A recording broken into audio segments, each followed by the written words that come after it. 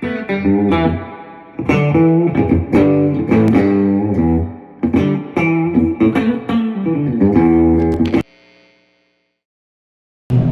всем погонцам за звука. Сегодня с вами я, Майкл Кач, и мы находимся в Canyon Club, charity event, посвященный Rescue Dogs.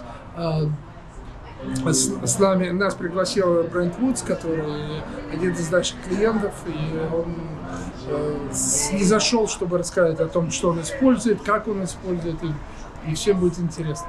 Очень много народу собралось здесь, поэтому надеюсь увидеть, что вам понравится наш выпуск. Оставьте комментарии, когда будет вам интересно, если вам было интересно.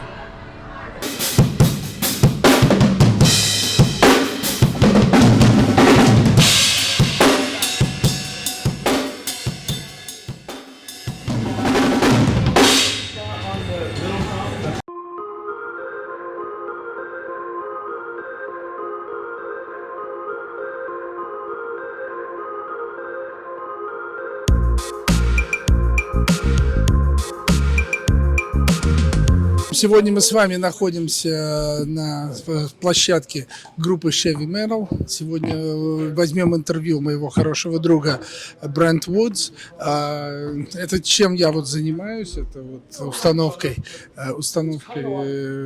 pedalboards, усилителей и все такое. Обратите внимание, никаких процессоров здесь не было, нет и не будет никогда. Играют по-взрослому, через настоящие усилители, через настоящие микрофоны. И никто не говорит из саундмен, что слишком громко или сделай тише и все такое. Ребята играют по-взрослому, громко, как надо. Сейчас Брент заходится за кулисами, сейчас выйдет, сейчас он нам расскажет, как он играет, на чем он играет, чуть, может быть, и сам о себе. Много времени у меня, к сожалению, на сцене с ним не будет, потому что ребята будут делать саундчек, но вообще, я думаю, будет интересно.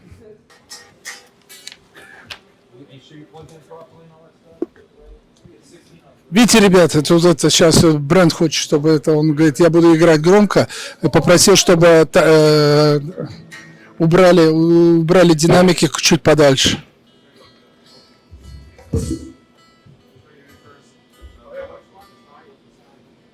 So, how you like the tuner? Brent? I think so.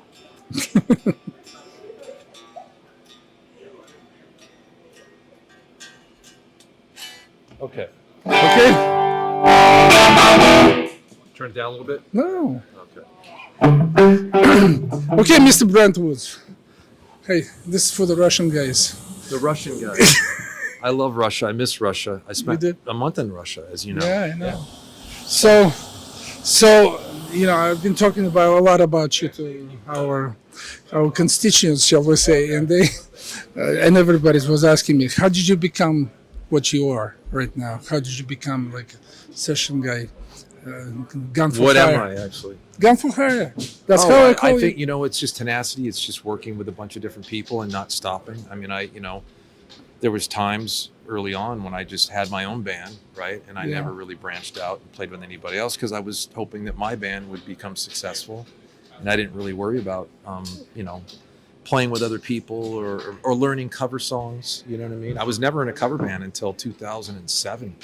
I played covers, obviously, when I played like with Vince Neil in the 90s, right? So it's really covers, but like an actual cover band with different songs and stuff. I never did that until 2007.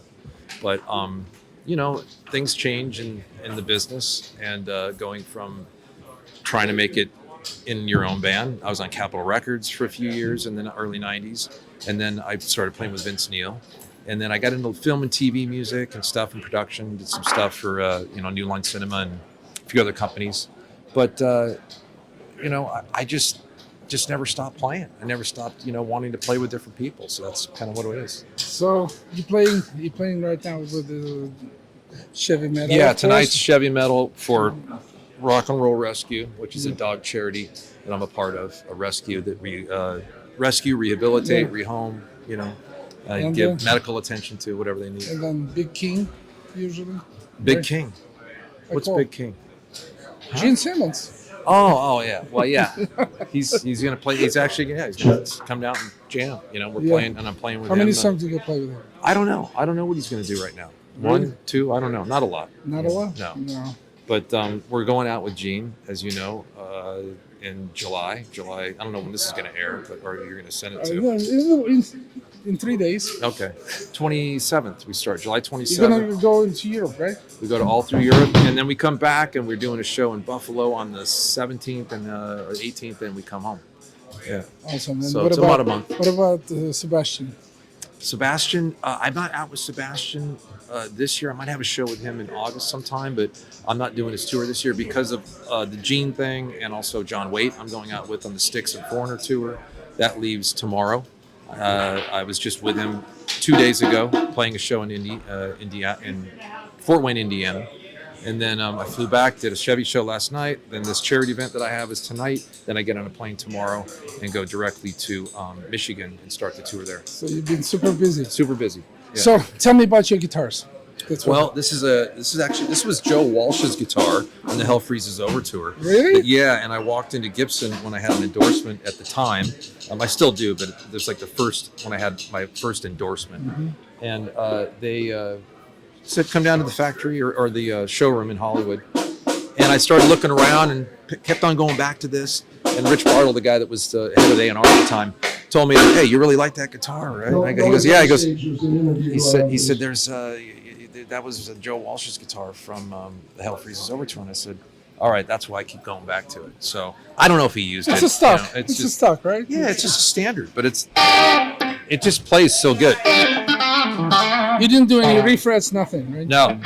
Tina just told me though, because she just worked on it. I don't know if this microphone's in the way, but Tina just worked on it, and she said that I needed a fret job, so I do need a fret job.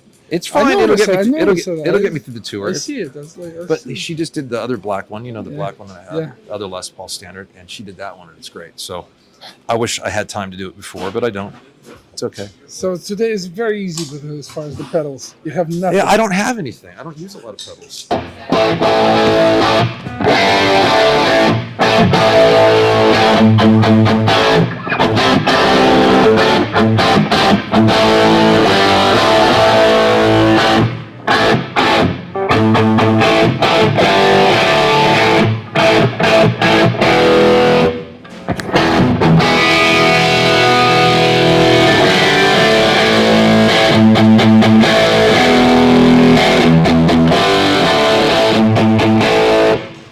There aren't much to talk about, but you know. Well, I know. I mean, listen, most of the stuff I don't even use, like the tuner. No, I'm kidding. So actually, the tuner is probably the pedal I use the most. But basically, it's like same pedals you have as a teenager, I guess. Yeah, I mean, it's basic. I mean, the thing is that if you like this, for instance, are you recording sound right now? Yeah.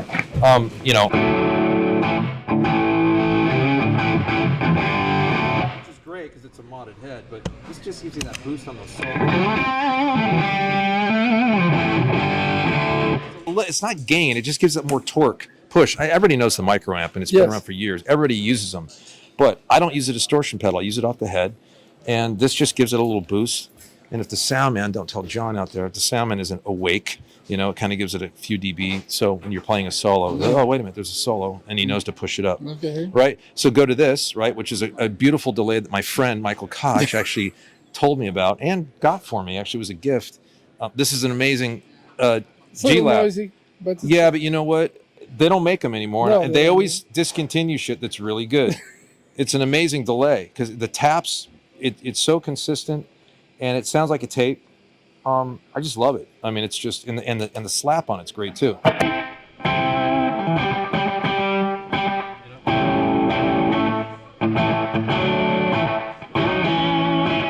Pagey and Stonesy.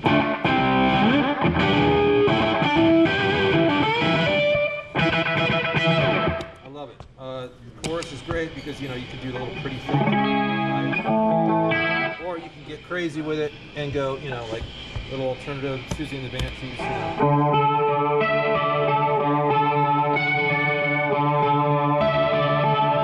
Which is always fun. And then the octave, right?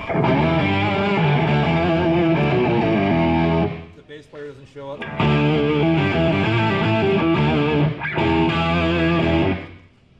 then phase 90, which is always to the left, all the way to the left. That's the Eddie Van Halen and Jimmy Page setting. That always, you know.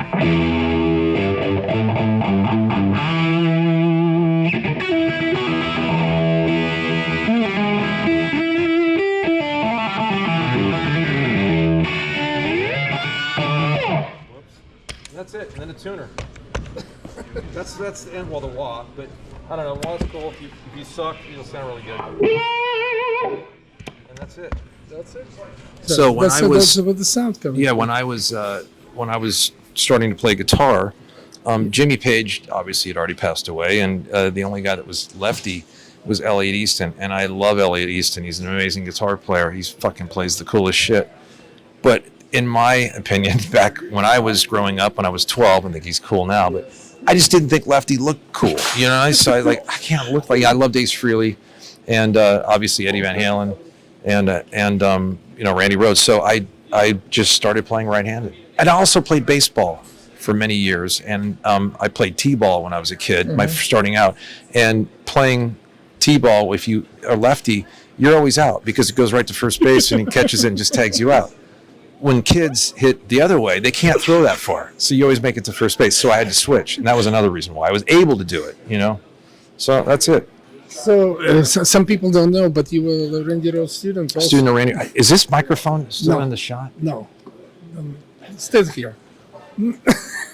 Yeah, I was lucky. He lived 4 blocks away from me in Burbank, and he was just a local guy that gave guitar lessons in a very popular local band in Hollywood, Quiet Riot, and I was fortunate enough to take lessons from him. How long took you lessons from him? A couple years, and I took lessons from him before he was in Ozzy's band and then during he was in Ozzy's band. Really? Yeah, because he came back. He loved being a teacher so much. He wanted to come back and give lessons to 10 students, and I was one of them. Dolores called my mom and asked if I wanted to take lessons from Randy. I'm like, of course, again, you know. So yeah, it was great. So tell me about the amp. It's a 71 JMP. You know, it's a silly Egnator. We won't talk about it, but it's a special one because I'm playing through it. No, it's a good head. I've used it, and I think I'm just used to the tone, and that's why I use it. You know, you turn it on and it goes. Right? It's got it's got the Egnator. Yeah. I mean, it's good. It's a good amp, and it's not always reliable, but it does sound good, and it's consistent. And you also JC 800, of course. JC 800, yeah, I'll use that. That's a backup tonight. I'm only using one amp. Yeah. That's it. I don't need a lot. I mean, if I don't have this, I do 800 and I combo it with a 2000 and do an AB box, and I kind of blend them together to get a little more of a gain, and I don't use the 2000 that much. I just kind of tuck it in there underneath with the 800, and then the sound guy kind of blends it in. So that's it. So tell me about what do you think about digital amps and modeling and all that crap? Oh, they're terrible. They're just awful. I can't play them. I mean, the big thing is for me is when you roll down your volume. Like you play this, or you can't do this. You're not going to hear that. And then you're not going to hear the air being pushed either through the cabinets. If you're not using the cabinet, if you are, it's not the same with tubes. So no as tubes. No in-ears, none of that. No, I don't use in-ears. Okay. So real old school guy. Well, I'm old. No. Well, that's what I grew up on. I grew up on no in-ears, and I have used in-ears before for certain projects, but for the most part, you know, I use earplugs. You know, I cut them in half and just stick them in there, like so it drops the dB a little bit just for my hearing, but not all the time, not as much as I should. But for something like this, like I want to feel it. It's more about feeling the energy, you know, and the air from the cabinets. You can't get that in these little. I don't care how good the you know.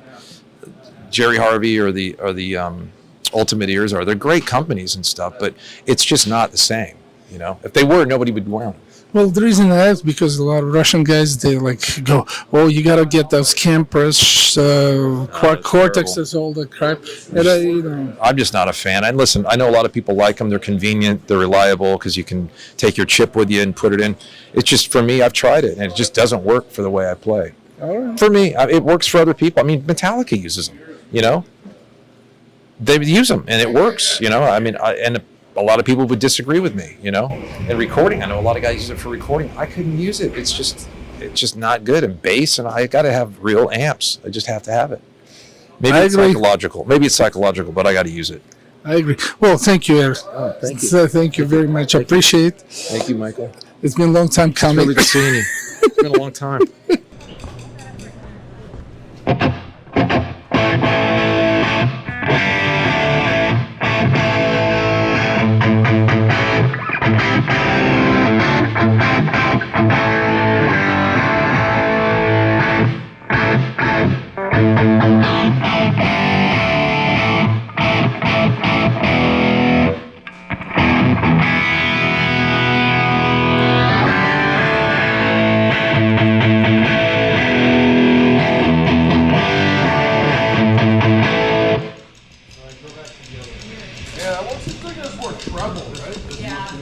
I'm just gonna tape it because this thing's gonna go flying. It's a little suspect. That is sauce, yeah.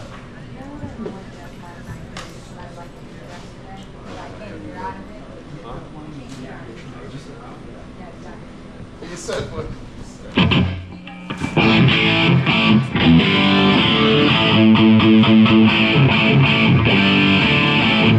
Alright, let's switch cabinets.